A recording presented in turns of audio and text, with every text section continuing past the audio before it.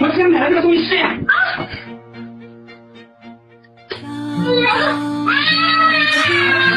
什么东西？